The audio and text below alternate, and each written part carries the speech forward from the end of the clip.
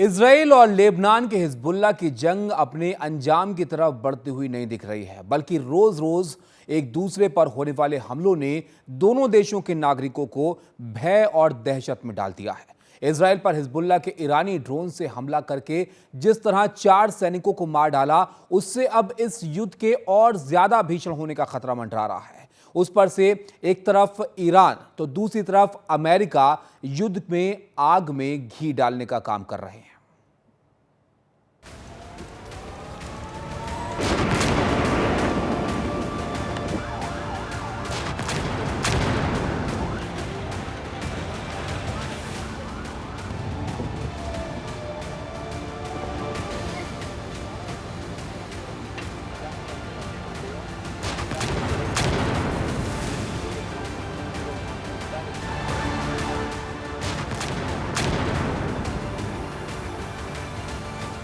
Haifa शहर के Golani military base पर रविवार की रात हुए हिजबुल्लाह के हमले ने इस्राइल को हिलाकर रख दिया। इस्राइल डिफेंस फोर्स यानी आईडीएफ का कहना है कि इस हमले में उसके 4 सैनिकों की मौत हो गई, जबकि 58 सैनिकों के घायल होने की खबर है। इनमें से भी 7 की हालत बहुत गंभीर है। इस घटना से हाइफा का हाल इतना खराब और डरावना हो चुका है, उसको आप इस सायरन से समझ सकते हैं।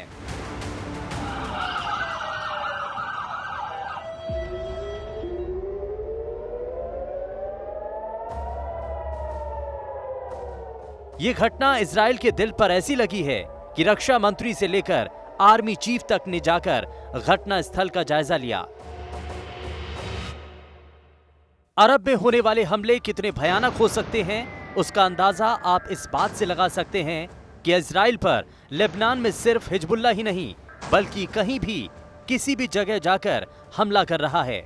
संयुक्त राष्ट्र के बेस पर हमले के पीछे भी इजराइल का यही तर्क है।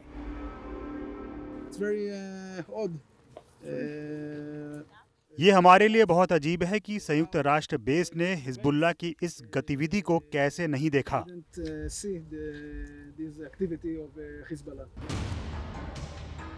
इजराइल तो लेबनान में घुस चुका है।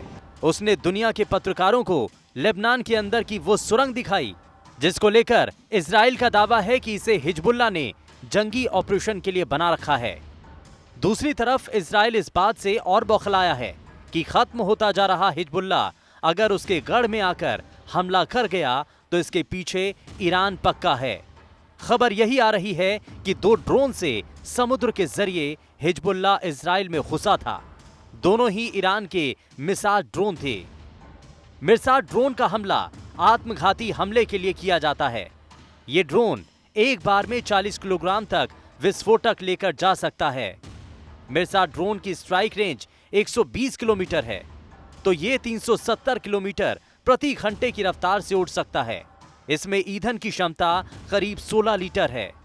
ईरान और हिजबुल्लाह की इस जुगलबंदी से इजराइल और गुस्साया हुआ है, लेकिन हिजबुल्लाह के रुख और रवैये से लेबनान में सत्ता के शिखर पर रह चुके लोगों को भी लगता है कि हिजबुल्लाह ने देश को बंधक बना रखा है। यहाँ बिना किसी संदेह के हाँ में जवाब है कि पिछले वर्षों के दौरान हिजबुल्लाह देश को हाईजैक करने, लेबनान की सरकार को हाईजैक करने में कामयाब रहा। दरअसल यही बात रविवार को इजराइल के प्रधानमंत्री बेंजामिन नेतन्याहू ने भी कही कि संयुक्त राष्ट्र लेबनान में हिजबुल्लाह का ह्यूमन शील्ड बना बैठा है। संयुक्त राष्ट्र का शांति बेस लेबनान में 1978 से है, जब दक्षिणी लेबनान पर इजराइल ने हमला करके कब्जा कर लिया था।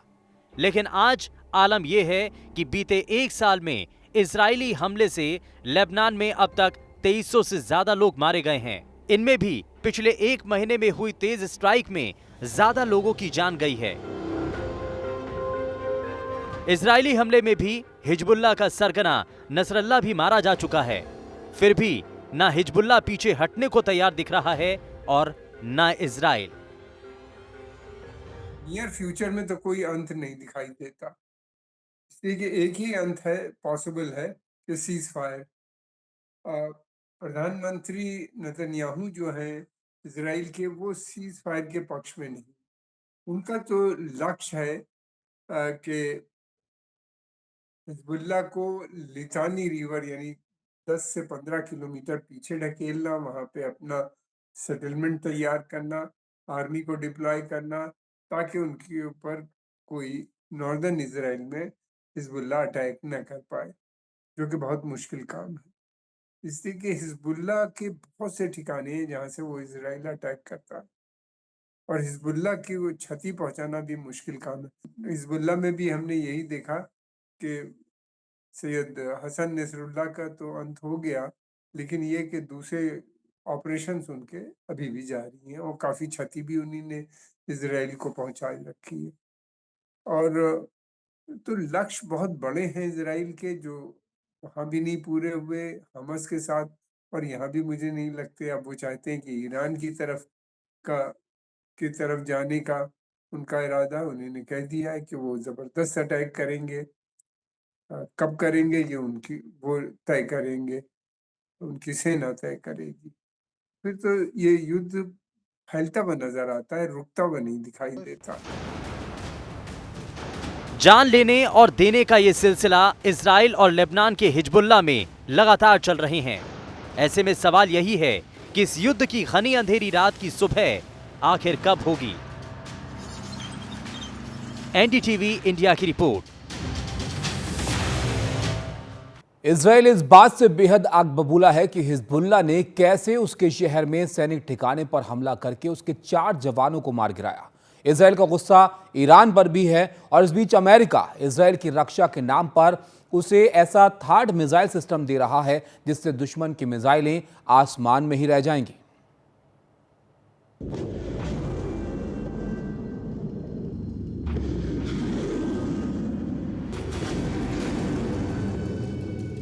जमीन से आसमान तक सब कुछ तहस नहस करने वाले इस मिसाइल सिस्टम का नाम है terminal high altitude area defence यानी थार।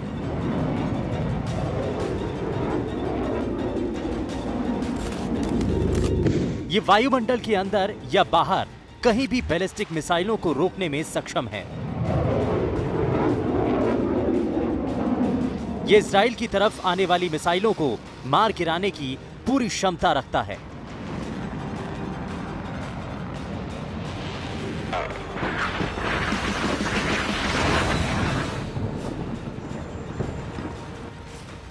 पश्चिम एशिया में बम बारूदों की दुर्गंध से लोगों का दम पहले से घुट रहा था। अब इजराइल को बचाने के नाम पर अमेरिका ने उसको अपना जबरदस्त मिसाइल डिफेंस सिस्टम देने का फैसला कर लिया है। अमेरिका इजराइल को terminal high altitude area defence यानी थार्ड बैटरी सिस्टम से लैस करने जा रहा है। Why did you decide to give the permission for the THAAD to be deployed in Israel? To defend Israel. Any worries about it?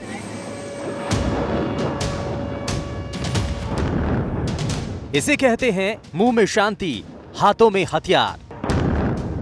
एक तरफ Iran है जो हिजबुल्लाह की पूरी मदद कर रहा है, और दूसरी तरफ अमेरिका है जो इजराइल को थार्ड जैसा मिसाइल सिस्टम मुहैया करा रहा है।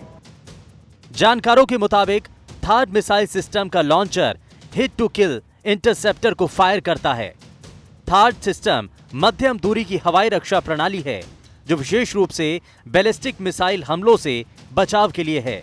थार्ड की एक बैटरी में 6 ट्रक माउंटेड लॉन्चर, 48 इंटरसेप्टर के साथ ही रेडियो और रडार होते हैं।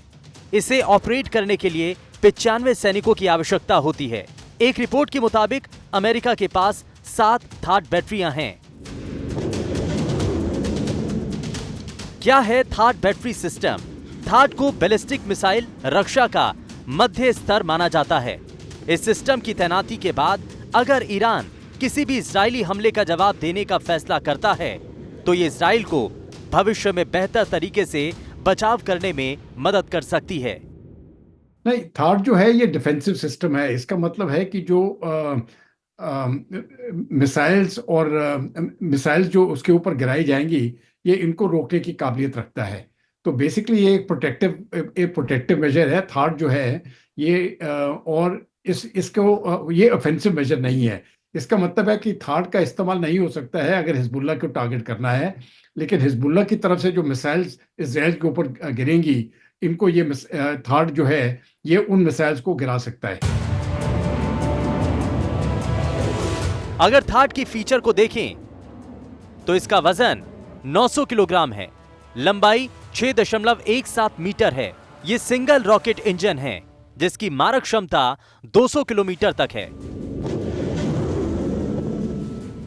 इस सिस्टम को हालांकि 5 साल पहले भी अमेरिका ने इजराइल में तैनात किया था, लेकिन वो एक सैनिक एक्सरसाइज के लिए था। लेकिन अब की बार युद्ध के बीच अमेरिकी सैनिकों का इजराइल में जाकर मदद करना एक बहुत बड़ी बात है। अमेरिका के इस तरह मदद के पीछे कारण यह बताया जा रहा है कि वो इजराइल को 1 अक्टूबर को हुए ईरानी मिसाइल हमले का जवाब देने के लिए तैयार कर रहा है। लेकिन खबर है कि बाइडेन प्रशासन ने कहा है कि इजराइल कभी भी ईरानी परमाणु स्थलों या तेल क्षेत्रों को निशाना ना बनाए। नहीं, देखिए बात ऐसी है कि शुरुआत जो है ये तो हमास से शुरुआत हुई थी और वहां पर उसके बाद हिजबुल्लाह ने, और हमास और हिजबुल्लाह दोनों को सपोर्ट करता है ईरान। तो हम ये कह सकते हैं कि जब ये युद्ध शुरू हुआ है तो ईरान की तरफ से ये पहल हुई है, और जितने भी हमले हुए हैं, एक अभी रिसेंटली हमला जो किया है वो ईरान ने डायरेक्टली इजराइल के ऊपर किया है। तो एक तो मुझे लगता है कि इजराइल जवाब देगा ईरान को, और ये बहुत सख्त जवाब देगा। टाइम और प्लेस जो है जवाब देने का ये इजराइल खुद करेगा। आमने सामने भले ही इजराइल और हिजबुल्लाह लड़ रहे हों, लेकिन पीछे से अमेरिका और ईरान की भूमिका युद्ध की तीव्रता को बढ़ाती जा रही है। Bureau report, NDTV India.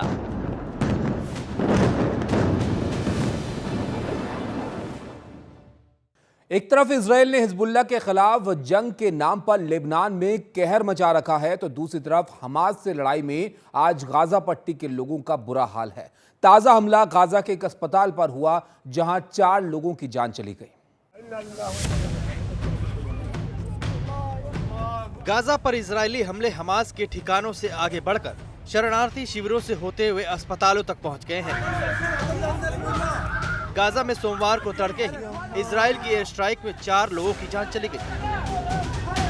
आग की लपटें वहां तक पहुंच गई जहां टेंट में विस्थापित लोग अपना वक्त गुजार रहे थे। एक तरफ अमेरिका यहां मानवीय सुविधाएं पहुंचाने की बात करता है, लेकिन दूसरी तरफ इजराइल के हमले मानवता पर एक खौफनाक चोट हैं। Bureau report, NDTV India.